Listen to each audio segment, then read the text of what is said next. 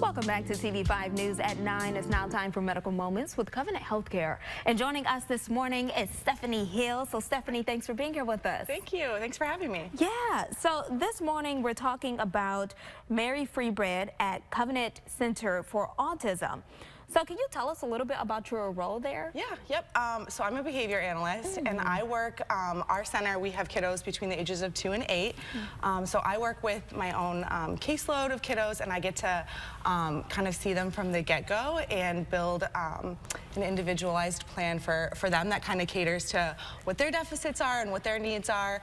So I get to supervise that and do all their assessing. I'm also really lucky that I get to work within a multidisciplinary team. So I work with speech therapists and occupational therapists, and we all kind of get to collaborate and figure out what the best course of therapy is for that kiddo. So I think that kind of is a really extra perk that we get to within our center. So yeah. I love it. So Stephanie, tell me, you know, some of us have heard of autism but may not know what it actually means. So can you break that down for us? Yeah, absolutely. I think autism, the biggest thing to remember is that it just looks so different for everybody.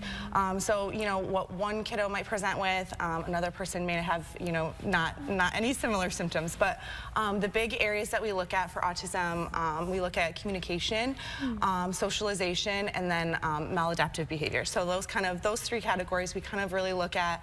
You know, are we seeing, you know, maybe not, your kid's not communicating their needs to you.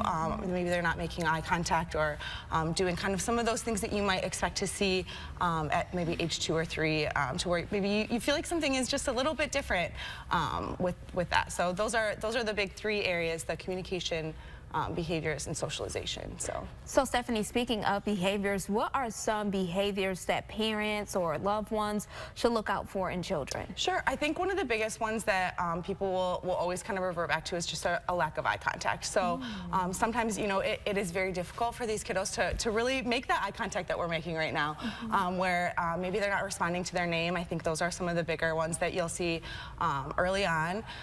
But, you know, they're up to self-injurious behavior. So, you know, maybe they get very upset and maybe will start to bite themselves or have some of those types of things. Sometimes we see stims, which are usually kind of a happy thing, but maybe some hand flapping, toe walking. But we see all those kind of present. And like I said, you know, to one kid you might see it and to others you might not. So it's a very broad spectrum. So yeah, it's very unique to each individual. And another question, how early can you start to see these signs? So usually you will start to notice things early in development.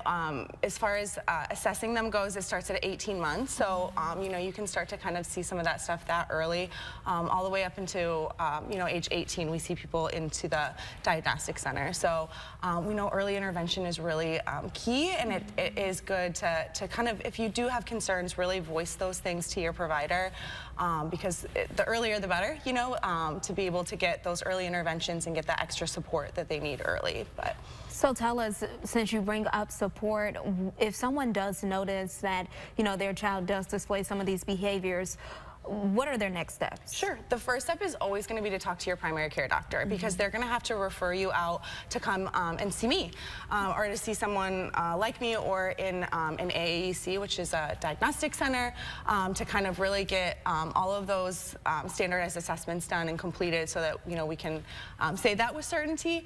But the first step is always to talk to your PCP. I think really using us as a resource. I feel like, you know, we're definitely there. We can be your phone a friend if you have questions and you know, concerns. So even if we're not the right avenue for treatment, you know, we can always kind of help point you in the right direction as to what's available in the community, you know, for parents, because there's so much support, and there's so many people out there, parents, you know, who are going through similar things. And I think it's important that we, you know, stay together and you know, have that community and family. Yeah. So Mary Freebread at Covenant is in Bay City. Yep. Can you tell us about the center and maybe some of the services that you all provide? I love to talk about our center. So we were really lucky. They built this and rebuilt this square footage just for us. So we are catered, we are just an autism center. And like I said, our kiddos are 2 to 8. So we do have those early learners. So we're working on all of those school skills that they're going to need to be able to transition and socializing them with their peers. So we have a lot of areas that we use for groups, so we can work on all of those fun things, but also sitting and working one-on-one in a table area where, like I said, we built all these programs to meet their needs individually. So we're really working on all of the things that are special and we need to do for that kid. So we have our hours of operation are 8 to 4. Most kids that come to see us are with us for 40 hours, so it's kind of in place of preschool.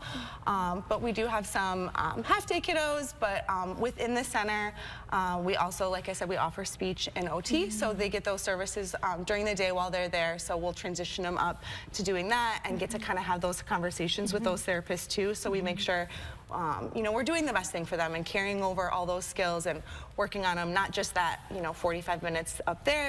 We're really working on trying to carry those over to all day and at home and with parents and stuff too. So it seems like such an amazing center. Yeah, it's really fun, and I think the common misconception with an autism center is it's boring or it's scary, but it's so much fun. And so we get to play all day, and my job literally consists of blowing bubbles. So I love that for you. Who wouldn't want that job? So yeah, we just get to find all the fun things, and we work on terms of reinforcement. So whatever it is that's their currency that they like, they work for that, and it's fun, and we play, and so they're learning stuff all day, and they don't even know it. So I love it.